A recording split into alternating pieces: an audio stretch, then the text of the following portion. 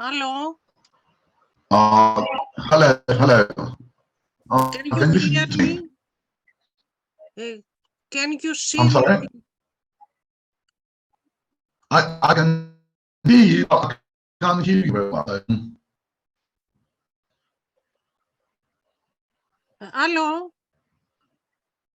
Yes, I can see all of you.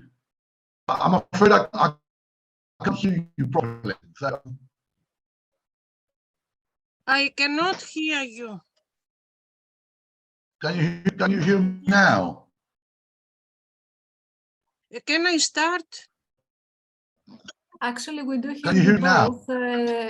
Georgios has some troubles with the sound. I mean, he sounds like interruption. But now, has it become more clear now? Can you hear me? Yes, we can hear you. Not very clear, though. Okay. But okay, let's move on. Shall I present? Yeah. Okay. Shall I say a few things first about why I'm actually here, and then I'll present the next speaker? Yeah, hello. Good afternoon, everybody. And I would like to thank again the organizers, especially Professor Erkin Lafley and Joe Chiami, for the invitation to attend this conference and to present a second paper.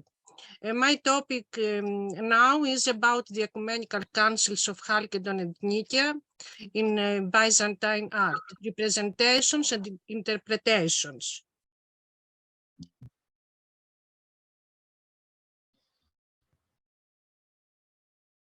Among the first 7 ecumenical councils of Christianity, 3 have been held in Bithynia.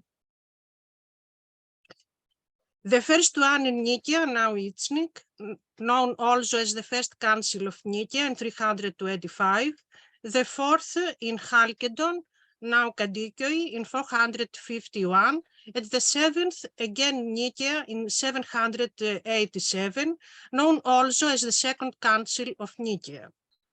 This paper presents illustrations of the aforementioned ecumenical councils.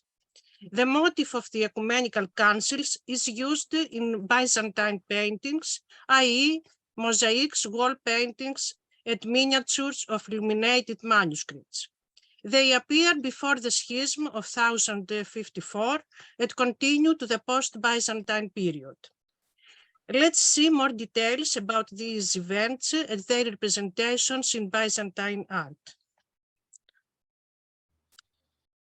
Emperor Constantine, convening the First Ecumenical Council of Nicaea in 325 to settle a controversial issue, the relation between Jesus Christ and God the Father, the heresy of Arius, and other theological and ecclesiastical topics.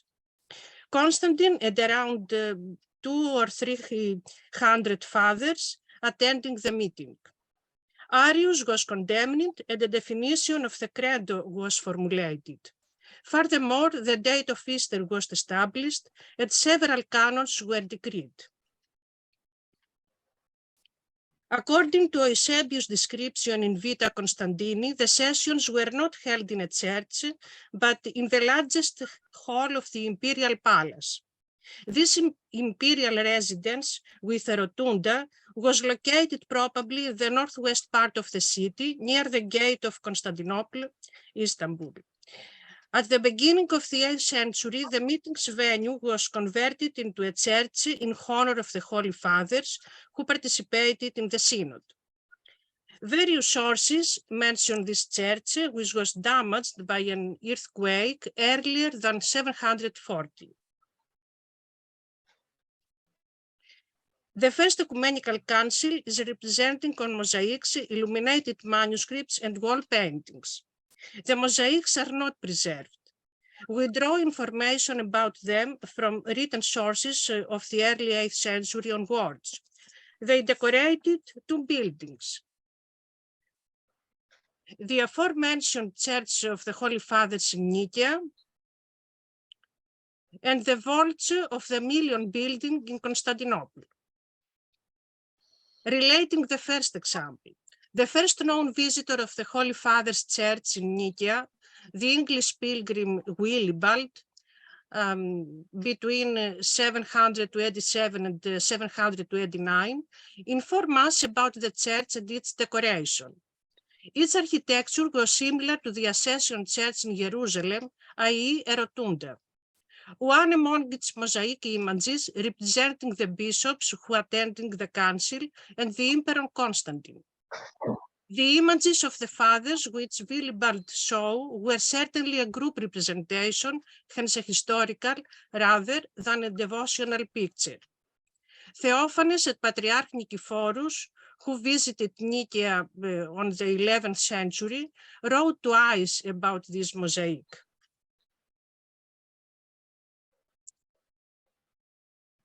The second example was in Constantinople. It was included in the decoration of a public secular building, the Million. This particular structure was a double triumphal arch, a square vaulted structure in the location where the street Messi began, here, in the region of Hagia Sophia and the Augusteum. The Million was a nodal point in Constantinople from which big roads constantly passed by. It was the golden milestone in the center of the city on which the distances to the important cities of the empire were inscribed. Already in the 8th century, mosaic illustrations of 6 ecumenical councils existed. They were replaced by other images according to the emperor's policies, i.e. whether he was an iconoclast or an iconophile. However, it is not certain who emperor has finally damaged these images. I will show you 2 illuminated manuscripts made in Constantinopolitan workshops of the 10th and 11th centuries, which include miniatures or initials associated with the First Ecumenical Council. The first one is a miniature from the so-called Minologium of Basil II, or Vaticanus Graecus 1613, created in honor of the Emperor Basil II, perhaps at the end of the 10th or the beginning of the 11th century. The work belongs to the so-called Macedonian Renaissance. It shows in the middle a large cross placed on a basis on a gold background. It is surrounded by the emperor who sits on his throne with footstool, and 3 fathers seated in each side of the first line, holding a gospel and wearing bishop's vestments and a phenolion decorated with crosses. These figures are nimbed and placed on a semicircular podium. Other fathers stand behind them. Only their heads and faces are visible. On the foreground, the heretic, we suppose Arius, in apologetic proskynesis position in small dimensions, showing the scroll with his positions. The second preserved depiction of the First Ecumenical Council appears in an initial of an illustrated manuscript of the Middle Byzantine period. It is the so-called Hamilton lectionary in the Morgan Library in New York from the end of the 11th century. An abstract representation of the First Synod is depicted, including the Episcopal Council schematically and 2 heretics. The busts of 8 church fathers form the Greek initial Tav. All are nimbed, inscribed, and some wearing bishop's vestments decorated with crosses. One carries a gospel. The 2 heretics, Arius and Nestorius, according to the inscriptions, although historically they have never met, are placed kneeling on the ground in a semicircular space as an independent scene. Representations of the First Ecumenical Synod are also preserved on churches' wall paintings of the late Byzantine period, 13th-14th century. For instance, in Byzantine territory belonged examples from Marta in Greece. Similarly, in neighboring Balkan countries, as e.g. from Ohrid, Veliko Tarnovo, and the churches of medieval Serbia as Decani and Sopocani. Because of the limited time, I will present you two examples from Greece and Serbia. The first one comes from the Catholicon of the Vlacherna monastery in Arta, dated at the end of the 13th century. The scene is placed on the northern arch of the narthex among three other fragmentary wall paintings depicting other councils. In the center is the Emperor Constantine seated on his throne, surrounded by his two bodyguards and the fathers, who stand on the left and in front of him wearing their official garments. On the right, three heretics are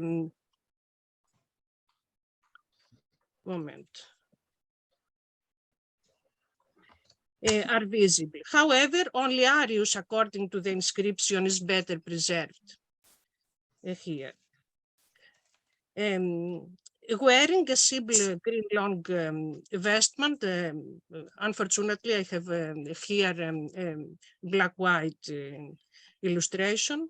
It is also interesting that the iconographical program of the Vlacherna's narthex is very innovative and formal, including topics which declare the authority of the church and the peace in it, e.g. the last judgment, which is placed above the councils, the hospitality of Abraham, a symbol of the Holy Trinity, the Stichiron of Christmas, the litany of the icon of the Hodigitria in Constantinople, etc.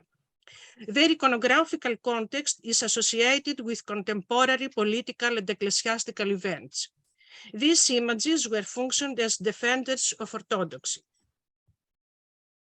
The second selected illustration decorates the Church of the Ascension Christi, dated around 1350 in the monastery of Decani, a monument included in the UNESCO World Heritage List. It is placed on the vault of the narthex, visible among the 6 ecumenical councils without the 7th one. It consists of 2 compositions as each representation of the councils in Serbia. In this case, one scene shows the emperor, Constantine, seated on his throne at the top in the center, surrounded by his bodyguards, 4 seated leading hierarchs of the council and other standing participants. The second linked scene here is decorated by the opposing bishops, i.e. by 2 groups of hierarchs arranged one opposite the other. The faithful adorned with nibi, wearing vestments adorned with crosses and holding gospels, while the heretics do not exhibit either adornment. The 4th Ecumenical Council took place in Chalkedon, modern Kandikoi, in 451. It was convoked by the Emperor Markian and the Empress Pulcheria to discuss various theological themes, mainly the heresy of Nestorius, which insisted on the unity of divine and human persons in Christ, confirming 2 distinct natures in Christ and rejecting the monophysite doctrine. The sessions were held in the church of the martyr Hagia Euphemia, who was born in Chalkedon and was martyred during Diocletian's reign. The church was destroyed. We cannot identify with certainty its place because archaeological remains are missing. However, following the literary descriptions must be modern Yeldegirmeni. A modern church was erected in the 19th century in another place. We can see it in our image.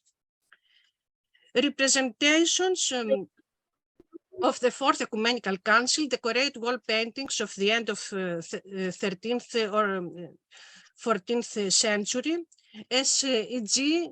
in the Trapeza of Theologos Monastery on Patmos.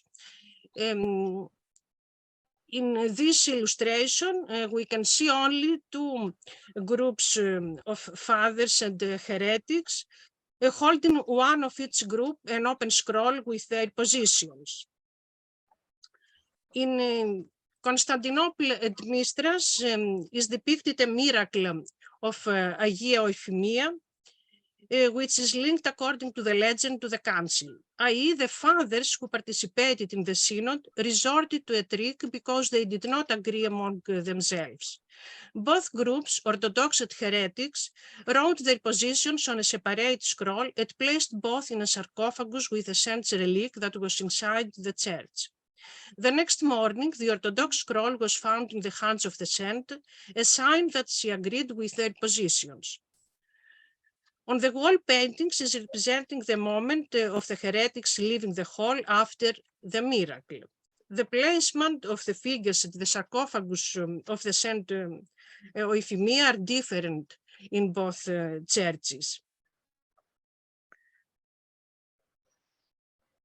Here we can see on the place of the Church of Hagia Euphemia at Hippodrome in Constantinople, in Istanbul now.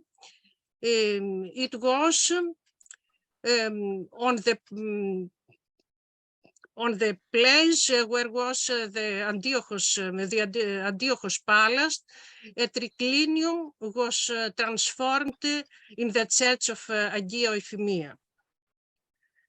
Here a reconstruction, and on the left a part of the reconstruction, and on the right the protections canopy with remains of the wall paintings at the museum. I hope that we can visit it now. And the Metropolis Church in Mistras, unfortunately, I have found only a drawing by Gabriele Millet. It is very damaged.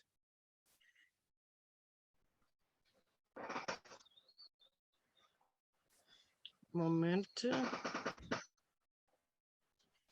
In Decani, the representation of the Fourth Ecumenical Synod is iconographically similar to the aforementioned first one, only here the Emperor Marcian and other fathers are depicted. The Seventh Ecumenical Council took place in Nicaea in 787 as well.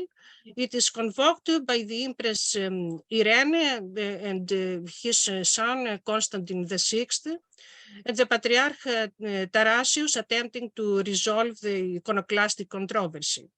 It is the last council attended by delegates of the Catholic Pope Adrian I. The council decided against the iconoclasm and for the restoration of the icon's cult. The sessions were held in the Church of Hagia Sophia, which is located in the center of Nicaea. Unfortunately, all illustrations of this council are very damaged. I can show you only a drawing by Gabriele Millet for that decorated the Church of the Metropolis in Mistras. However, numerous representations appear in post-Byzantine period. Occasionally, because of new ecclesiastical controversies, they are combined by the Council of Trento. In conclusion, we can observe that the representations of ecumenical councils appear in the early Byzantine period. They are damaged during iconoclasm and reappeared after the restoration of the icon's worship in 843 on miniatures of Minologia. In monumental painting, they appear since the end of the 12th century. However, the most preserved representations are created in late Byzantine period, dated in the 13th and 14th century. They reappear after political and theological crisis in the Byzantine Empire at the end of the 13th century. A synod in Lyon, for the Church Union, Andramitium, etc. Usually, council's representations are placed at the entrances of the narthex of monasteries churches, Catholica, as they function as one official pictorial document presenting the doctrinal positions of the church. Therefore, such representations were propagandistic rather than commemorative. They serve to underline the adherence on the part of the emperor and the fathers to Christian dogma, as defined by the councils and the reaction of the heretical movements, heresies, that they officially condemned. Theological controversies strengthened the Orthodox doctrine and the unity of the Church. Iconophile artists expressed themselves by creating these representations, which they integrated into the iconographic program of public buildings, churches, and illustrated manuscripts. These images had spread throughout the Christian world. Especially from Byzantium, they were diffused from Constantinople to other regions of the empire, to neighboring Balkan countries, to distant Georgia in the east, and to Bethlehem. The preserved representations differ iconographically and stylistically. The majority depict the First Ecumenical Council, which laid the foundations of Christian doctrine. The compositions vary. Some include the emperor, other only the fathers, Orthodox and heretics, who distinguished by their garments, positions, and gestures. New iconographical motifs were created as the miracle of Santo Euphemia, realistic gestures, etc. Council's representations are an integral part of the iconography program in Orthodox churches because they defended the Orthodox doctrine that is still valid today. In the post-Byzantine period, the use of the ecumenical council's motif continues, and the examples increase because of new theological controversies. Thank you very much.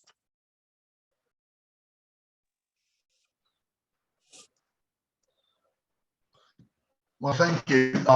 Would someone like to ask some questions in regard to what we just heard by Dr.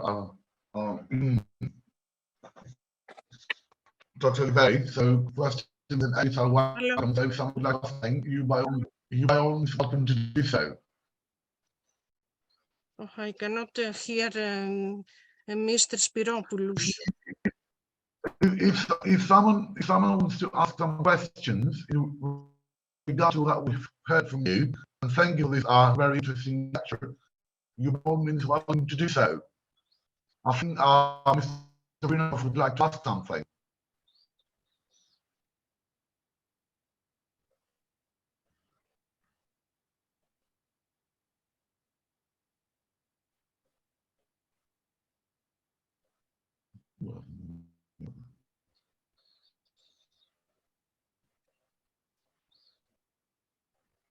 Let's present the next speaker.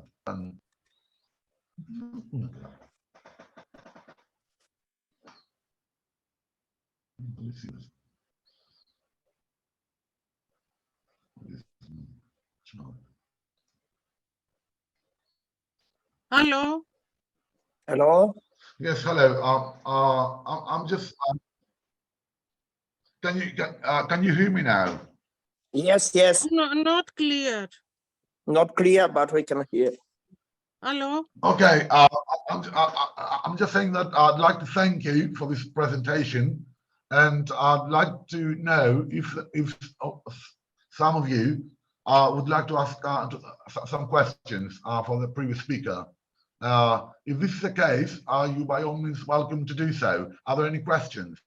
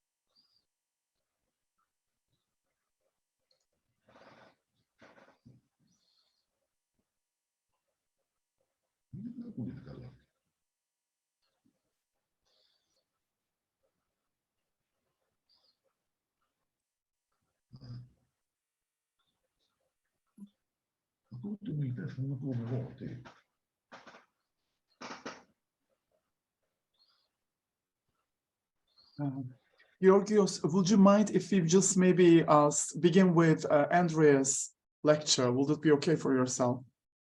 To start with Andrea's lecture, do you think? Yes, I'm fine. I'm just wondering why you can't hear me. Is there a problem? You know, it's fine. Yeah, we do hear you. Yeah, I think that's the time for Andrea to start with his lecture right now. Do you agree with us? Yes, I do. Yeah, I do. perfect. Andrea, why don't you start? Because we're just so keen on hearing about Chalcedon, my hometown, actually. So go for it. Okay. Okay, could you see my screen? Yes, yes, we can. Yes, okay, so I will begin. First of all, thank you very much for the organizer of this event for the invitation. It's very important territory, Bithynia, also from the point of view of the Byzantine art history and architecture. As we have seen from the previous contribution by Angeliki, the main church of Chalcedon was the Basilica of St. Euthymia. But this church was destroyed probably in the Dark Ages, and the patrocinium was transferred to another domed church. Modern European travelers to Bithynia who visited Chalcedon were visiting also this church. And the local Greeks said that this is the church of the Fourth Ecumenical Council, or it's only a sacristy of this church or other things. The only person who made a drawing of this church was Cornelis de Bruyn in the late 7th century, who left two very important images of this church inside and outside. In the 12th century, this church, however, was considered as a late church, as a post-Byzantine monument by Hudaberd Oglu, who thought that this is a church of the monastery of St. Vasa, or even by the authors of by the Klaus Belke, who is the author of the volume of Tabula Imperii Byzantini about Bithynia. But at the beginning of the 12th century, Ioannis Papadopoulos supposed that this church should be a Middle Byzantine church. And 90 years after, independently from him, Vladimir Sidov, a Russian scholar, supposed the same. But none of them compared this drawing by de Bruyn with the modern church of St. Euphemia, which exists now in Chalcedon, is a Greek Orthodox Church of the Constantinopolitan Patriarchate. We can see from this comparison of the drawings that of sure this is the same church altered during the restoration of the 19th century. The same we can see inside. We can see also that the western pillars of the church, which were originally columns, were replaced probably in the post-Byzantine period by square pillars, and then later restored in the 19th century again as columns. Also, we can see that in this Middle Byzantine church, as we will see later, were used the spolia from an earlier church, probably from Basilica, and we can see a capital on the right side, which belongs to the 5th century. The same thing from the 5th century spolium is used in the lower corner of the church. The church belongs to a crossing square type and had originally 4 columns, as I said. But during the restoration in the 19th century, the Western supports were removed, and such a special arch, this arch of special form was introduced here. We can see also that the western part of the church, the narthex, was remodeled by introducing the columns, as well as the walls of this part. We can see here in the corners cross walls, which belong to the tribunes of the church. But in the other parts of the church, we can see no more cross walls. So probably this tribune was added in the middle or late Byzantine period to this building, as well as the galleries. Here we can see the northern gallery of the church. If we look at the church from outside and we'll compare with the drawing by De Bruyn, we will see that the tribunes were also remodeled, and a new plaster was added to the surface of the facades. Also, some alterations were made on the drum, which had a more elaborated cornice. The modern roof of the church was probably not original, because it should be walls visible outside, and this roof is probably a remodeling of the late Byzantine period, as we can see also, for example, in Vefa Kilise Jami in Constantinople. Let's go to the parallels for this building. Bithynia has a lot of churches of the Middle Byzantine period, but most closed of them are the earliest churches. Christ Philanthropos, Fatih Jami in Triglia, dated by dendrochronology to the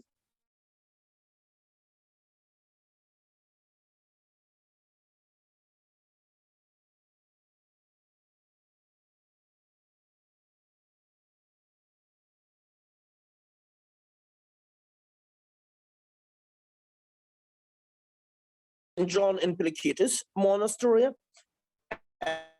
and here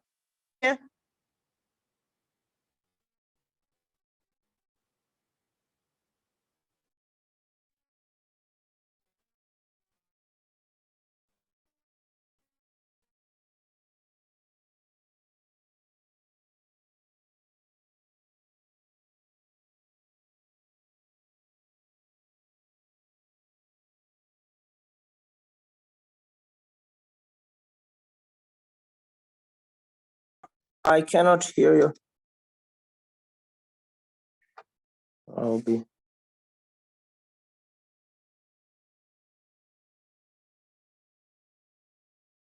I cannot hear you.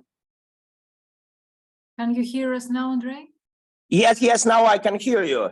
Okay, we I didn't will hear you before. Yeah, we couldn't hear you before. Now we do.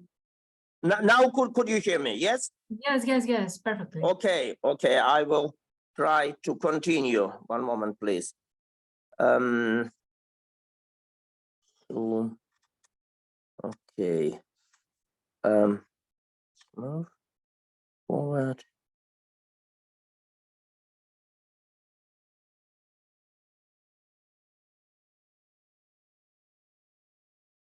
In the church of Pilikitis monastery, we can see inscribed side apses, as well in the church of Chalcedon. Another parallel is the church in Kartal, probably identical with the church of Brias palace built by Theophilus. But all these churches belong to the complex type of crossing square. And the church of Chalcedon is of the simple type. But we have also parallel to the simple type. For example, in Bithynia, for example, in Stavros, Bilir, Bei, or in the Karakilis church in Yalova, as well in Constantinople, in Sekbanbashi Mesjidi. So this building fits well in the Middle Byzantine architecture of the region. But how could we date this church more precisely? I think it's possible through the construction of the drum. We see that the church has a round drum, not multi-faceted, as well on the drawing by De Bruyne, with 8 windows. And if we look at the picture of the drum fashion in the Middle Byzantine architecture, we can distinguish a very interesting evolution. If we look firstly to the east, to the Asia Minor, we can see that the only round drum in Asia Minor is of the Church of St. Amphilochius in Iconium in Lycaonia. But on the Caucasus, which was under the influence of the Middle Byzantine architect, we can see rounded drums in the church of Alania, for example, as well in Abkhazia. But at the same time, in Abkhazia, we can see the multifaceted drums with 8 sides, like here, for example, in the church of Lythne. But in many cases, the form of drum depended from the quality of the master builders.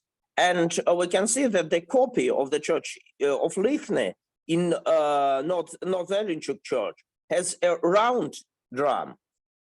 And the copy of the last church in Shorna has again a multifaceted drum. So the east of the empire do not give to us a clear picture of this development. But the most churches in Asia Minor has multifaceted drum. We like probably St. Philip in Trebizond, probably from the 10th century, or the church in Varzahan in the southern Pontus, now destroyed, or the church of St. George in Peristrema, Karagedik in Cappadocia, or the famous Chanli Kilise in Cappadocia. Probably this form of Cappadocian drums go back to the early Byzantine period, as we can see from the church in Antigus Yeshuyurt in Cappadocia of the 6th or 7th century. The same multifaceted form as the drum of the St. Clemens in Ankura. If we go to the European part of the empire, we see in the mid-9th century in the Thracia near to Constantinople, the multifaceted drum of St. Sophie in Wiese. But in some monuments, we can see both round and multifaceted drums, like, for example, in the Catholicon of Tapedi on Mount Athos, or in the Church of St. Andrew in Peristera in Macedonia, dated to the late 9th century. In the pre-Helladic school in Greece, the most drums are round, like, for example, here in St. Demetrius Katsouris in Epirus, or in the more distant monument like the church in Labova in Albania, or even in the southern Italy, like Cattolico in Stilo. But from the mid-10th century, the form of drum changed to the multifaceted. And we can see it starts in Panagi in Hosios Lucas. In Constantinople itself, the round drum are typical for the early Byzantine buildings or the Byzantine buildings of the late Dark Ages. For example, for Hagia Irene, rebuilt in the late 8th century, or for the Church of St. John in Trullo, probably of the early 9th century. But the earliest dated drum of the 10th century of the Myrileion has multifaceted form, as well as our drums in Constantinople. The only exception is the drum of Panagia Mucleotisa probably from the early 11th century, but here this form was elected due to the design with 2 columns, as we have seen it on Vatapedi monastery. So in Constantinople and Greece, we can see an earlier phase of round drums and the later phase from the 10th century of the multifaceted drum. The same thing we can see in Bithynia, because the church in Triglia, mentioned by me, Christos Philanthropos, has a round drum, as well the Karakilise church in Yalova. And the first multifaceted drum belongs to the church of Panagia Kamariotisa on the island of Halki.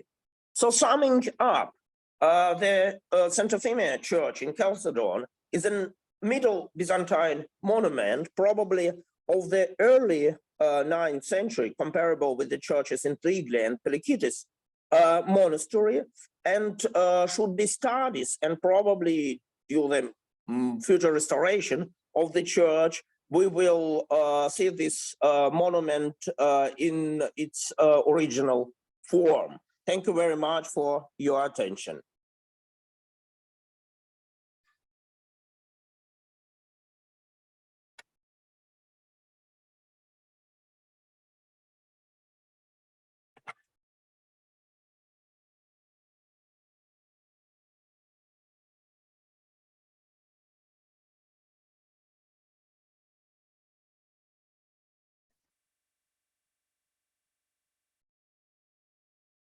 Georgios, can you hear us?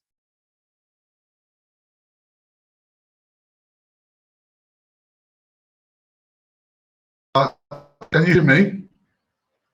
Can you hear Yes. me? Yes. Oh, wonderful. So, would you like me now to, are there any questions that you would like to ask to the audience, or should we proceed with the next speaker? I mean, it really is up to you. Because if there are questions, please, because I should leave the conference, unfortunately. Okay, so if somebody would like to ask something, please do so within the next couple of minutes, because we're in a hurry at the moment. So otherwise, we can proceed with our next speaker. Are there any questions?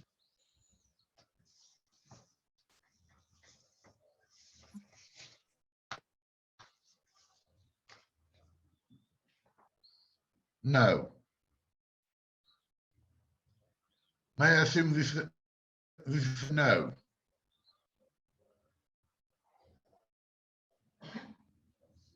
Okay, shall we proceed with the next speaker then? Good evening to all of you. Can you hear me? Yes, we can, Mrs. Arabella. Yes, it's a monastery of Agavron Mount Oliva, Bithynia, through the life of Saint Studia. So you may begin, yes. Before starting the presentation, I would like to thank the organizers of this international e-conference on Bithynia and the very nice idea of meeting online. My name is Evangelia Zaravella. I'm a doctor of medieval and modern Greek philology at the University of Ioannina in Greece. This presentation refers to the monastery of Agavron at Mount Olymp of Bithynia through the life of Saint Eustratius. Before focusing on the monastery of Agavron, I would first like to refer to Mount Olymp in Bithynia and how it became a great monastic center.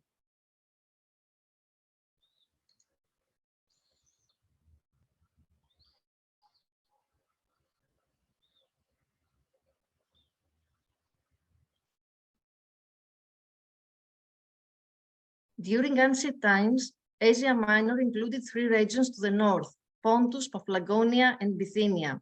In the west, it included Mysia, Lydia, and Caria. In the south, it included 4: Lycia, Pisidia, Pamphylia, and Cilicia. Finally, the center included 5 regions: Phrygia, Cavallida in Roman times, Savria, Lycaonia, Galatia, and Cappadocia. Bithynia is that part of Asia Minor, which lies opposite Constantinople, extending southwards down to Mount Olymp, and in the east reaching the river Sankarius. Geographical boundaries have varied over the years. The following are the generally accepted ones. To the north of it lies the Black Sea, to the west the Bosporus and the Propondida, and the river Rhindacus. To the south, the chain of hills below Olymp closes the valley of Rhindacus. To the east lies the lowest part of Sankarius. At the two ends of Bithynia, there are two mountains that have the same name, Olymp. One mountain is called Bithynian Olymp and rises in eastern Bithynia and north of Galatia. Today, it has received the name Abbas Dar or Allah Dar from the Turks. The other mountain is Olymp the Mysius, which rises above Bursa and is located on the borders of Bithynia, Mysia, and Phrygia, and is the highest mountain in the Western Asia Minor, with an altitude of 2,550 meters, excluding Mount Timnus. Mysius Olymp is considered one of the most majestic and imposing mountains, with dense forests and a wide variety of trees. The dense vegetation and its steep parts were a refuge for robbers during the Roman and later years, while during the Byzantine years it was a place for monks to settle down. For this reason, it was called by the Turks Kesis Dar, that is mountain of the monks. Before it was simply called Ulu Dar, that is big mountain. Strabo, in his work Geographica, gives valuable and accurate information about the geography of Bithynia and Mount Olymp, which he considers, due to the wild landscape, a place where robbers found refuge. And that is ύψεση, δρυμούς εξαισίους έχουν και ληστήρια δυναμένους εκτρέφουν τόπους ευερκείς. In fact, Strabo also mentions a bandit named Cleon who operated in this area. In the Archaeological Museum of Bursa, there is a tomb inscription of an archon, victim of robbers of the same era, which certifies the testimony of Strabo. During the Christian era, there is not much information about departures at Olymp. Janin gives information that the martyr Neophytus from Nicaea was the first to depart, found refuge in a cave in which a lion first lived, which he first had to evict.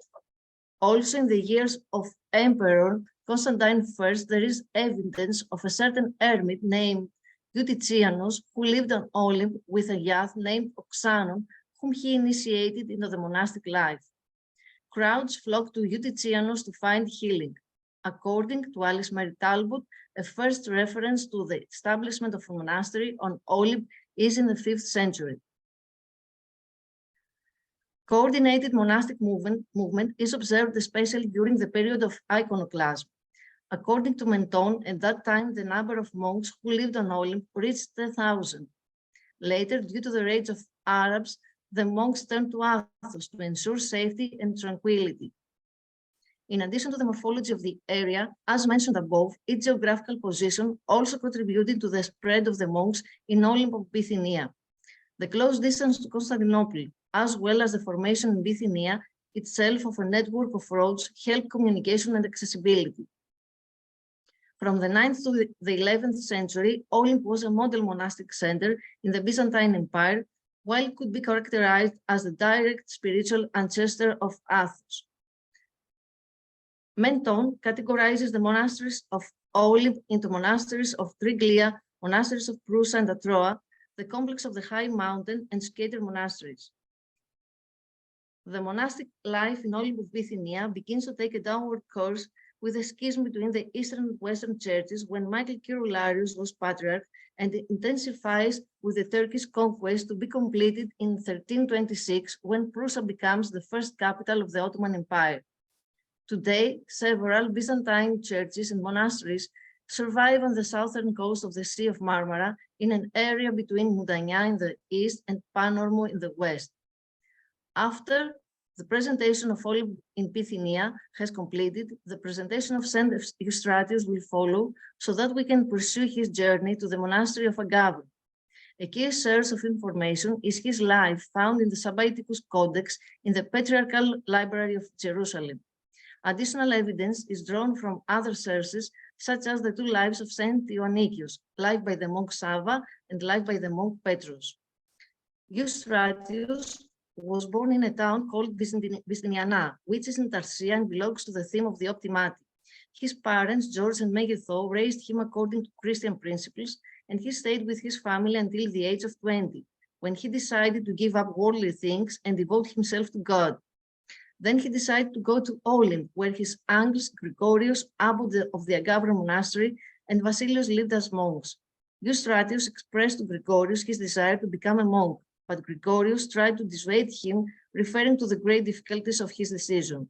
But when Gregorius realized the conscious decision of Eustratius, he included him in the monastery, first as a cadet and then as a monk. During this time, Eustratius gladly endured all the trials and cheerfully and humbly offered his services to the monastery, disdaining material possessions, owning just a garment which he wore and a woolen pallium on which he rarely rested wherever he went. This behavior made him especially dear to everyone, with the result that before the abbot of Eustathius passed away, he chose Eustratius without his own wish as the new abbot of the Agavra monastery. Eustratius took over the leadership of the monastery when Leo V the Armenian came to power in 813. Leo brought up the issue of iconoclasm during this time, initiating exiles, beatings, imprisonments, and violent deaths of iconophiles. This resulted in the monks dispersing and Eustratius himself leaving the monastery and taking refuge with his friend Ioannicius. After the restoration of the icons, Eustratius returned to the monastery, having as his main concern to gather the monks who were scattered. More specifically, the Agavra monastery was built at the beginning of the 8th century and was dedicated to Saints Cosmas and Damianos.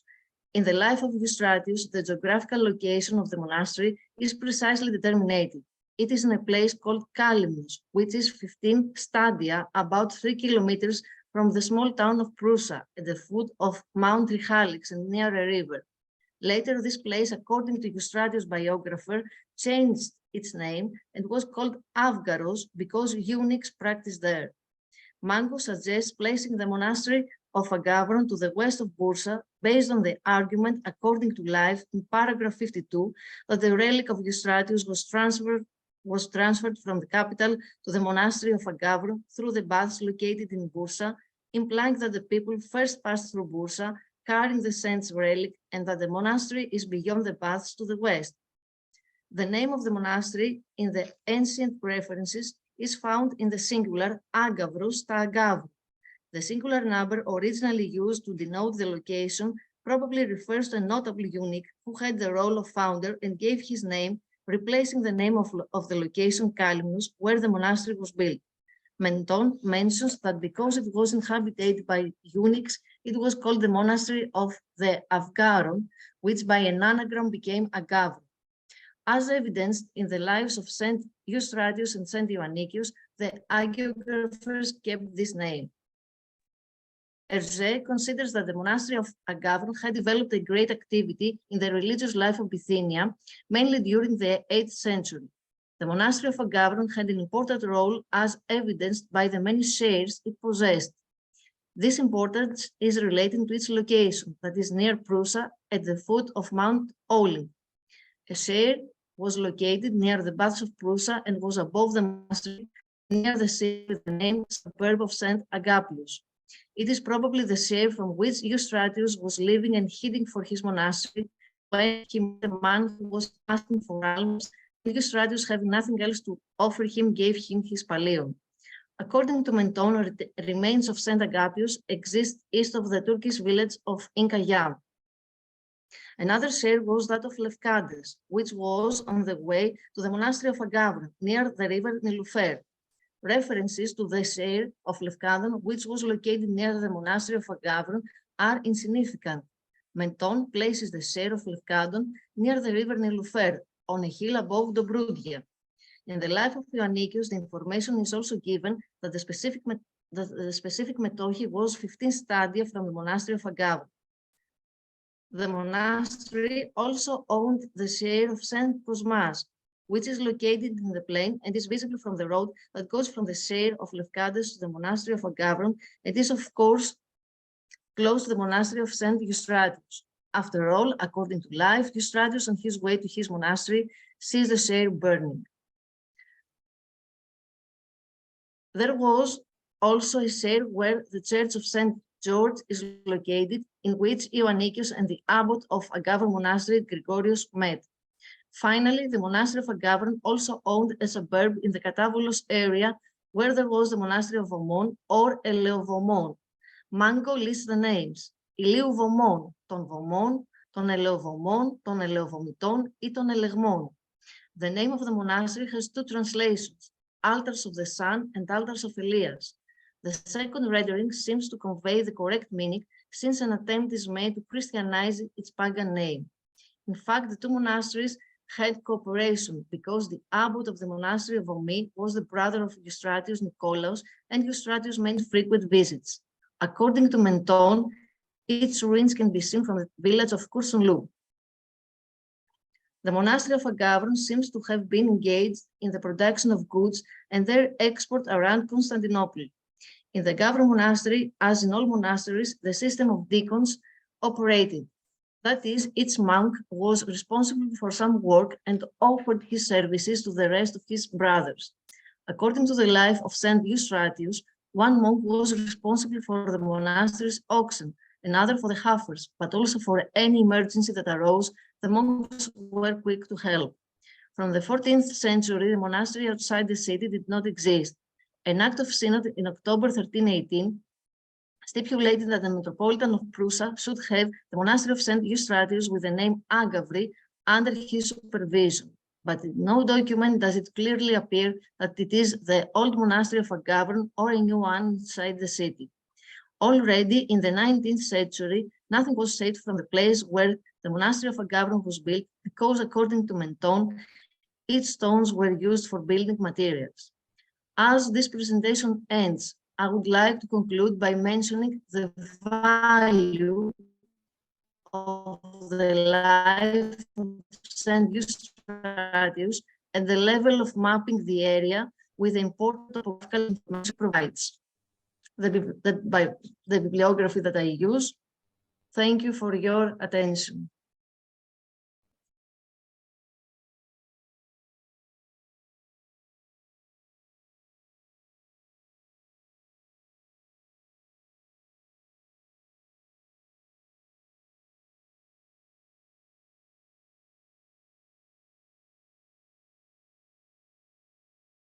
Georgios, your microphone, please. Turn it on.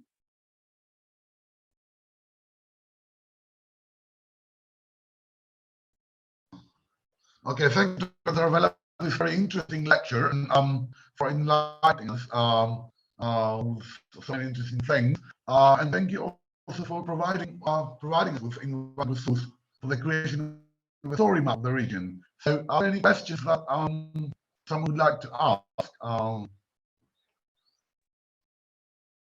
before we proceed with the next speaker? So,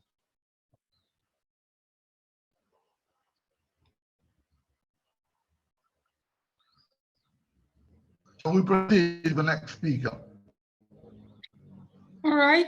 I hope you are hearing me clearly. Okay. And All right, again, sorry. We're feeding our so may begin, yes. yeah, so you can see my screen and you can hear me. Again, hello everyone. I would like to thank everyone who contributed this event. And also I do apologize, I missed the previous papers. I have classes. I am a student, master's student in Koç University Maritime Archaeology program. And this is my ongoing MA thesis, and please consider this presentation as a preliminary. And this shipwreck, Çamaltıburnu shipwreck, excavated between 19, by the way, this map is not related to history. I just put it to show it focus on where I am talking about, and it looks nice. And excavated between 1998 and 2004 in depth 23 and 32 depth in the Sea of Marmara.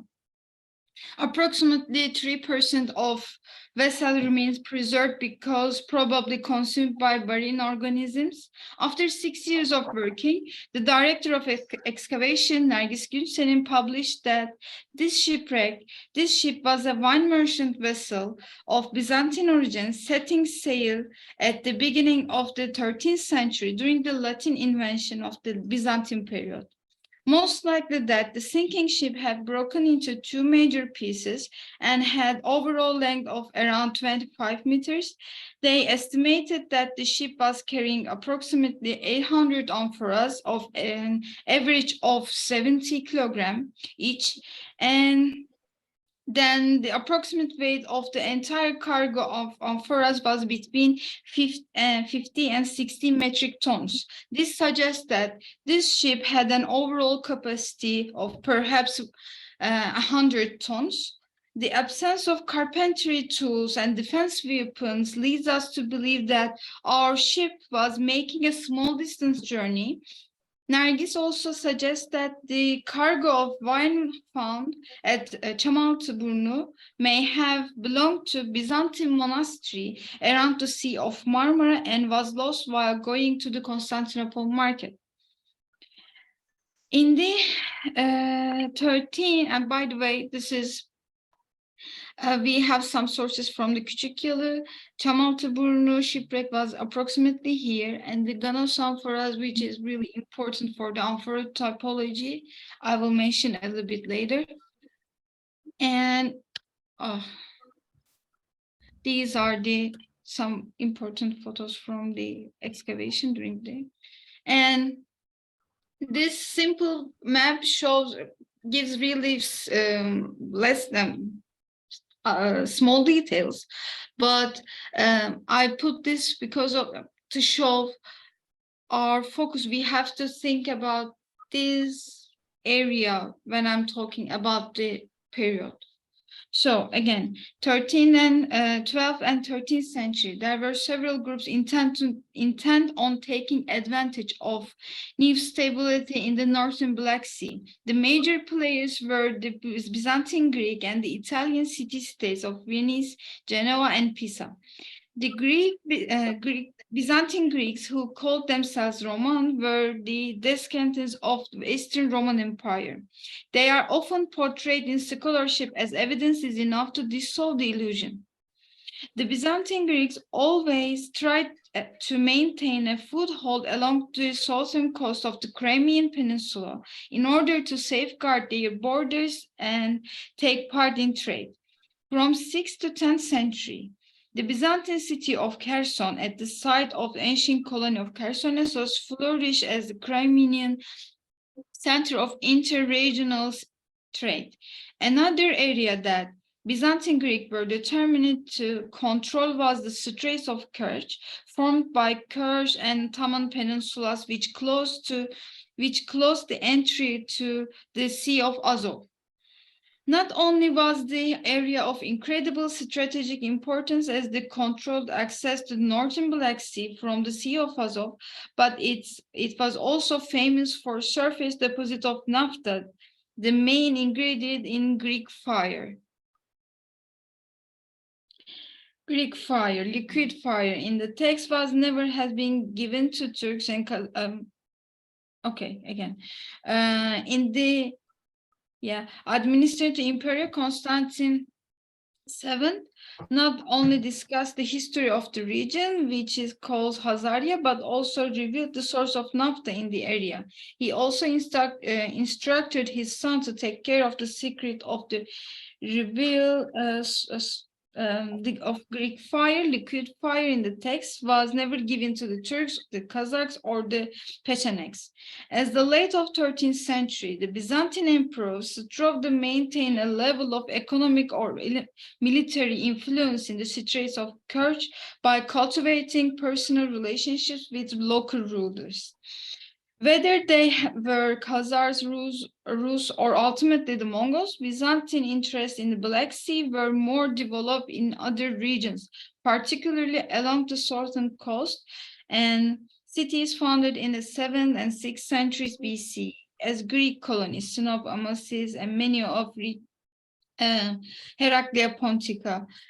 A network of roads connected these cities, many of which retained their Hippodamian layout, but these roads were mountainous and dangerous, and the best travel route was simply to sail along the coast. The southern coast of the Black Sea enjoys a Mediterranean climate, which makes it important production center of olive oil and wine.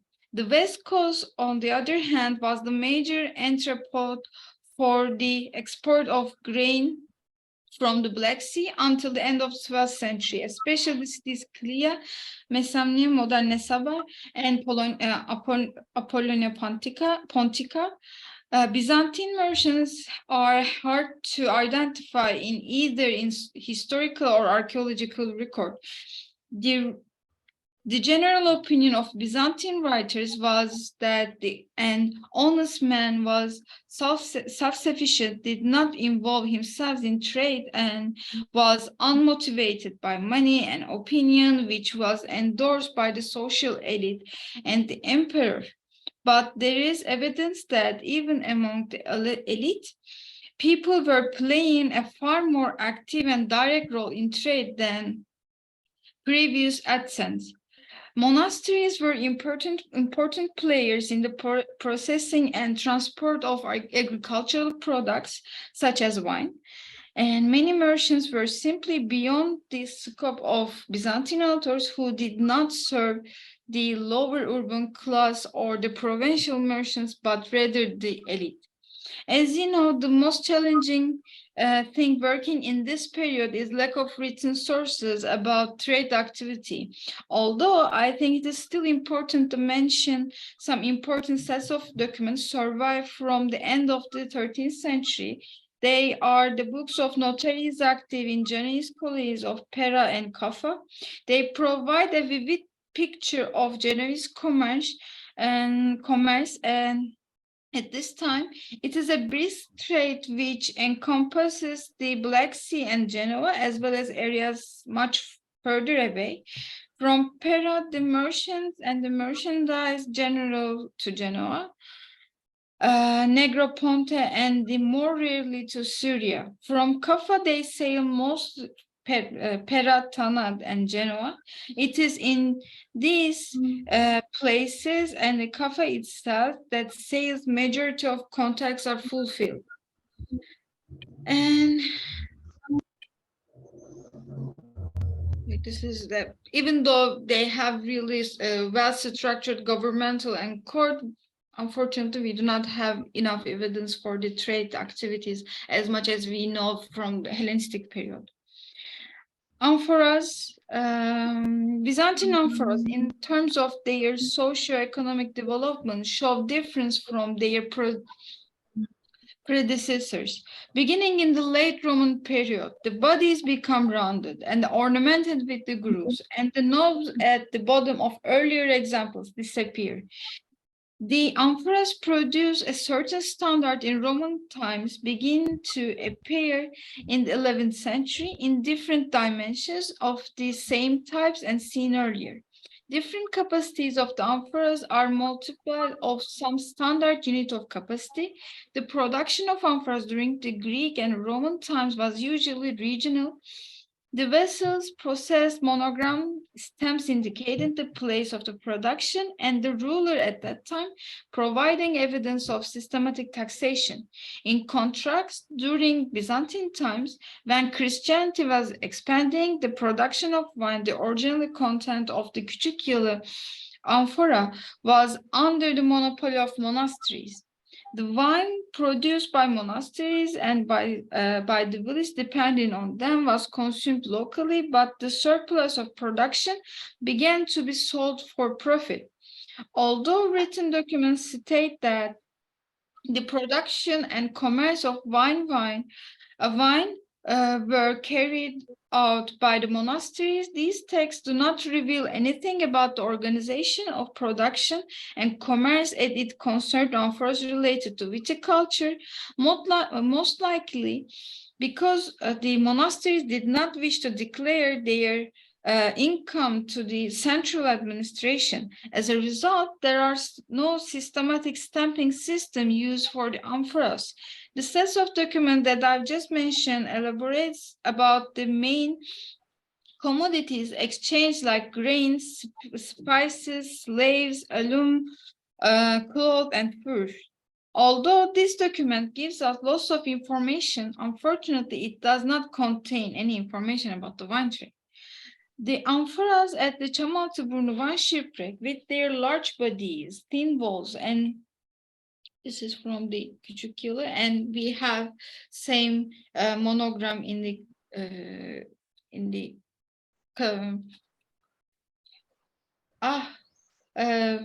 Bandırma Museum. Okay, large bodies, thin walls, and the capacity is up to 128 liters, reflect this transition period. They have monograms on the handles where they meet the body and the several sizes, as seen in late Byzantine period. The grape seeds found in the sediment analysis and the resin found on the interior walls of the amphoras indicate that the cargo was wine, revealing that the wine trade continued in the late Byzantine period. The different capacities may be some standard unit of capacity, as are the capacities of Byzantine amphoras from the Serçe Limanı shipwreck. But more accurate capacity measurements must first be made before any reliable conclusion about this are possible. Greek monogram stamps occur on the handles of the amphora where they meet the shoulders. These monograms should indicate the names of the potters or the owners of the workshop that produced the amphoras, and will undoubtedly raise some questions about the economic life, the empire. Not without mentioning Fred van Doornik when it comes to Byzantine amphora. Now I will a little talk about his perspective on this study for a while. In metrology of Byzantine amphoras, he suggests to look the topic of Byzantine eyes. This is the deposit from the Bandırma Museum. There are two principal textual on the Byzantine metrology system for wine: the Book of Epart and the Codex Palatinus Graecius. These sets of documents gives us their metrologic system, and then we have a chance to calculate and compare with our modern system. And even the most important detail from the Codex Palatinus Graecius, it gives the differences between red wine and white wine, the capacity, and how they affect the capacity of amphora. And Günsel'in type 4 amphoras.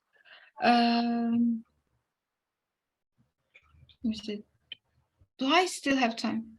Yes, I think. And yeah, these are some photos from the museum.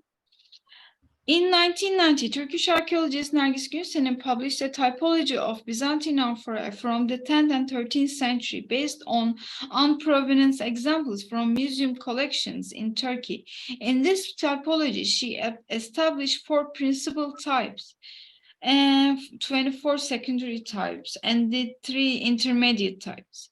The 4 types correspond for 4 major forms that dominated the later Byzantine amphora morphology. The type 4 begin the last. Type 4 is also final refinement of the type 1 amphora from the same typology.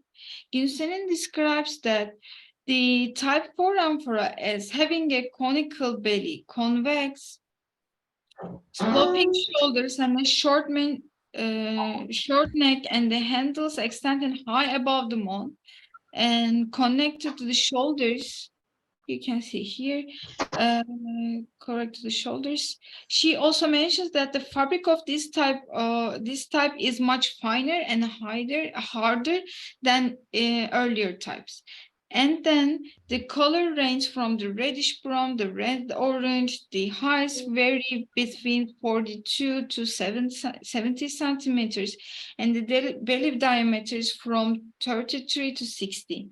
The shoulders are ribbed and thinly ringed, and they have a pale yellow to white sleeve. These amphora also have stems and graffiti at juncture of the handles or on the shoulders. Other studies of Byzantine amphora include the amphora type that is referred to as a Günsenin type 4. Broom catalogs the various names of the types of her field guide to Byzantine pottery, and there are also many other typological names for this type of amphoras. The distribution of Günsenin type 4 jars is concentrated in Eastern Mediterranean and the Black Sea, but no production site has yet been identified. Unfortunately, the most common find supposed on this amphora type are the northwest Turkey and along the coast of Sea of Marmara. In Turkey, Günsenin identified unprovinced examples in museums at Sinop and Samsun. Another major region where the amphora have been found is along the northern Black Sea, including Chersonesos, Balaklava, Eski Old Kermen, Sarkel, and Kersh. Examples have also been excavated and identified at Pasos, Akko, Serbia, Belgrade, and Croatia. These are the distribution points. And graffitis. Marks that deal with amphora production, including graffiti and stems, are the first marks that could be applied to a transport jar.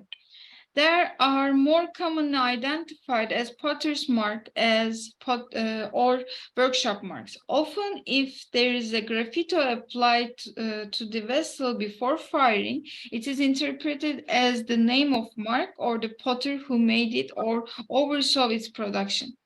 It is conceivable, however, that such a mark could also refer to region or specific workshop where the jar was produced. Finally, it is also possible to see names of first owners and the amphora, those who commissioned their production, filled them, and loaded them on a boat or ship. During transportation and distribution, graffiti serve a wide range of functions. Amphora were usually valued not for their form, but for their contents, which may be reflected in the incised marks. Graffiti can sometimes refer to goods within the amphora, such as wine, fish, grain, etc. They also can indicate the capacity of the amphora, either by volume or weight. During the maritime and refined trade, a wide variety of individuals handled the amphora, from the who loaded and unloaded them to commercial officials who regulated trade.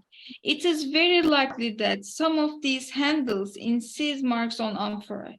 Custom officials may have left graffiti either tallying totals or marking taxes, as well as merchants ensuring that their goods were accounted for.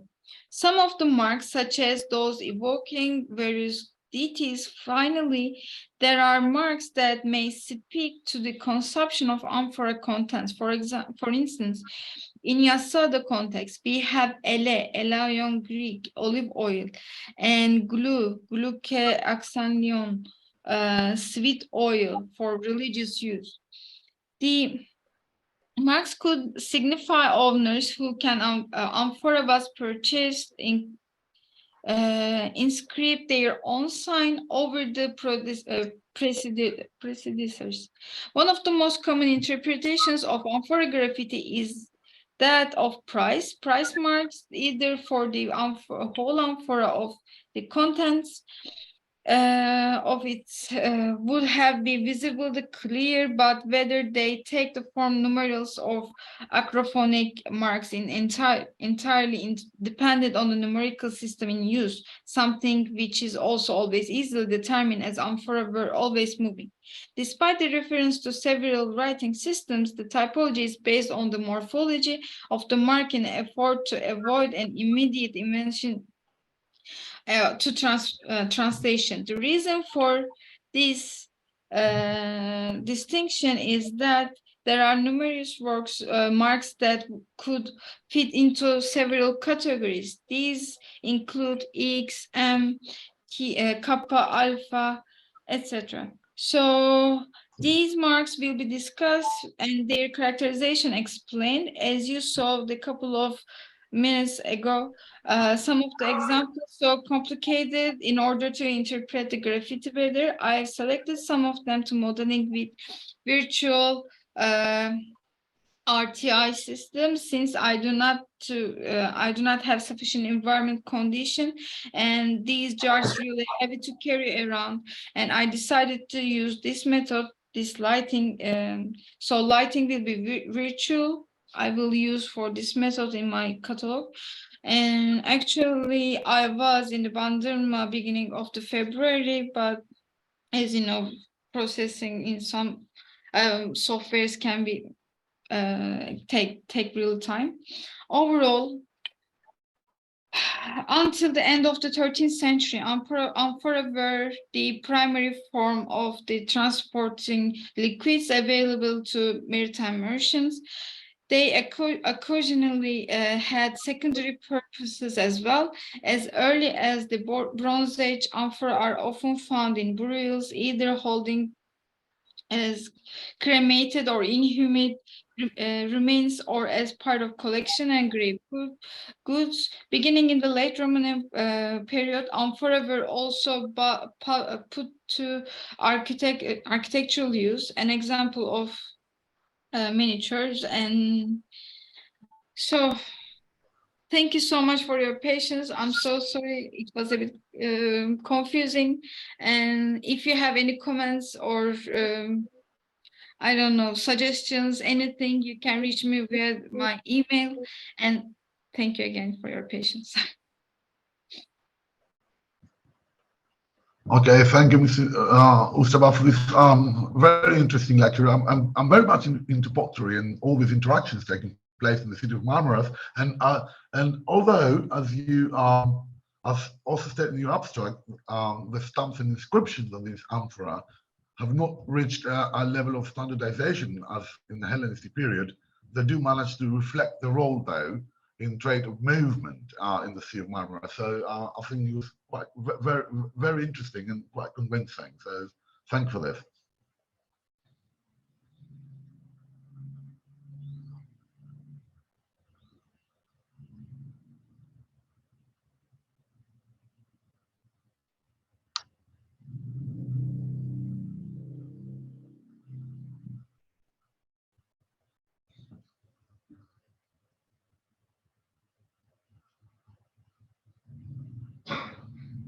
Should we move on to the questions?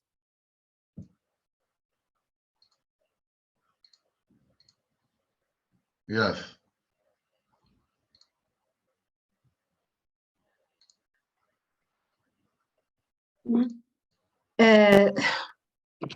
Can I ask a question for the last relation? Some amphoras have you found amphoras with graffitis in the Mediterranean area, for example, in Sicily, Syracuse? This is one of the things I need to check again. I haven't found anything, but I'm sure Yani, according to other publications, it has really wide range the distribution. So probably I will find, or hopefully I can find something from the 13th century amphoras with the graffiti from Sicily or Syracuse. But for now, unfortunately, I haven't seen. But I found I found some amphoras from Novi Svet, and I can tell like Black Sea region, coast of Black Sea. I saw many of amphoras, but I couldn't check the Western Mediterranean. Thank you, Bob. Okay. Thank you. And if you have something, please. Yeah, I don't know if you know something about it. I will appreciate if you share with me. There are, of course, there are earlier graffitis, but I'm not sure for the 13th century or let's say late Byzantine period. Okay.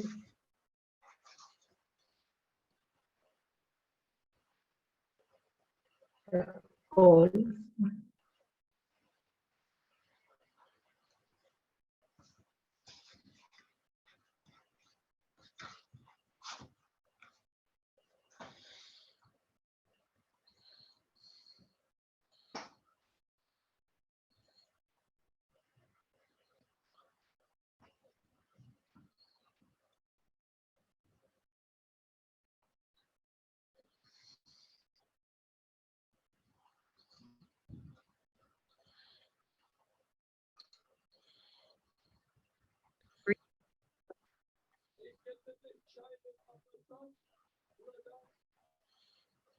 Georgios, what do you say? Should we take a break? Well, if there are no any other questions, I think we should, yes. Okay. For how long? Well, it is really up to you, actually. So if you running out of time in terms of the upcoming presentations, I suggest 15 minutes. But if there is plenty of time for other scholars to present their work, it could be 30 minutes as well. I mean, it really is up to you. It really is up to you. I leave it entirely up to you to decide. So, as I say, it depends on the time left for other scholars so they can present their work in such a convincing and digestible manner as all the scholars did so far. So, and I thank them profoundly for this. Okay. I leave it up to you to What decide. do you say?